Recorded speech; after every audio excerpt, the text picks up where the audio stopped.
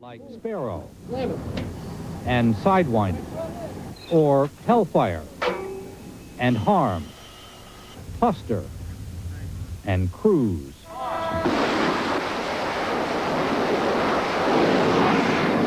But those who know them best, the ones who load them, the ones who use them, have their own names. These are reach out and touch somebody. It is, for the most part, an impersonal war so far. The pilots who drop their deadly payloads from great heights hardly ever see the enemy. Yet the flight and ground crews try to personalize it. It is tradition that ground crews and pilots scribble some thoughts on the bombs just before takeoff. Some are poetic, some patriotic, some profane. It's just our little message to Iraq. You know, letting them know that we're ready to do whatever we're called upon to do. The messages reflect the frustration and bravado among American forces. Some have religious overtones, some artistic. Others attempt to be humorous. The most poignant evoke thoughts of home and families left behind. There is, for the men and women caught up in this war, a feeling of satisfaction to know that when the jets roar to the skies, their contribution goes too. In Iraq, General Norman Schwarzkopf revealed he's been trying to psychologically intimidate Saddam Hussein since before the war began. This report from John Draper on the psychological war being waged by the Allies. Saddam Hussein may be in his bunker, as claimed by Iraqi TV, but the Allies believe he's keeping a close eye on Western television reports of the war, particularly the CNN satellite network. Some observers believe the Allies are using that direct line to him to put psychological pressure on Saddam by personalizing the conflict in their televised briefings. He put up more aircraft then than he is now by a significant number. He seems impervious to human suffering. I think everybody realizes what Saddam Hussein was trying to do. It appears that he's obviously avoided contact with our air forces. Today, the American military chief in Saudi Arabia was asked about the use of psychological tactics. Do you think Saddam is listening to your words now, and are you trying to psychologically intimidate him? I've been trying to psychologically intimidate him from long before the beginning of this conflict. I think we have pretty well predicted for Saddam Hussein exactly what would happen if he went to war against us, and he didn't choose to believe it, and I think he is, I don't know whether he knows what's going on right now. I sincerely hope he knows exactly what's going on. And the general continued, I have no intention of psychologically intimidating him as much as I have of spelling out the simple facts of what's happening and what's going to go on happening. There is this aspect that it has been declared the war is not against Iraq, the Iraqi people, and then things have been personalized towards Saddam Hussein himself. And you then have a wonderfully mixed signal that at the same time you have people standing up saying, but we're not after him. And this could all be an aspect of psychological warfare, sowing seeds in Saddam's mind and his general minds about exactly what the Allies, how they will treat him. The Americans previously used psychological techniques in Panama against General Noriega.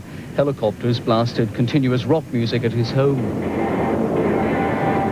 In the Gulf, the Allies are now planning to use a well-tried tactic of dropping leaflets over occupied territory aimed at undermining Iraqi morale. Kiss FM. This is Jack Hammer, and here in Fort Walton Beach, we support the fighting men and women of Operation Desert Storm. Fort Walton Beach, a small holiday resort on the Gulf Coast that also happens to be home to America's largest Air Force base, Eglin. The 12,000 men and women based here design and test the weapon systems used by the Air Force. The base is also home to an operational fighter wing. These planes left Florida months ago for the Gulf. Their current role in Desert Storm is classified. What's left is a town that's waiting for its families to return, where everyone is prepared to do whatever they can while they wait. With several units now deployed, everyone here either knows or is related to someone serving in the Gulf. Although they live under the shadow of Desert Storm, for the thousands left behind, life carries on.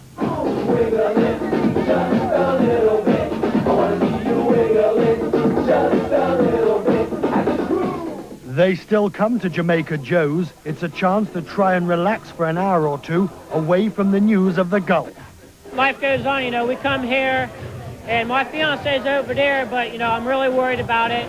And I just try to get off my mind and try try to get our things, but we always think about it and we can't help doing that. We want to go over there and show what we can do. We want to show Saddam Hussein that we still ain't a country to be dealt with.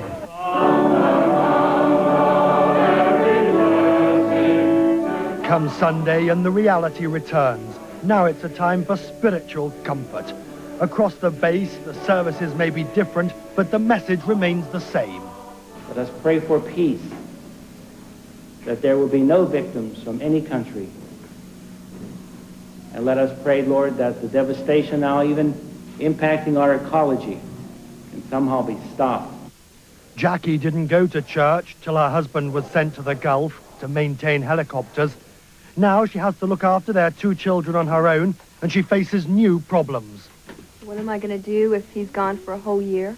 If he's gone for... If something does happen to him, how am I going to put them both through college? With such difficult choices, some handle it better than others. Jackie remains firm. I cried for the first 30 minutes when it all broke out, and I haven't cried since. And I'm not about to, because I have 2 kids I have to take care of. And if I sit down and cry and I'm depressed constantly, that doesn't help them at all. No one's guessing how long it'll be before life gets back to normal at Fort Walton. In the military, everyone tells you this is what they're trained to live with and expect. But they never forget.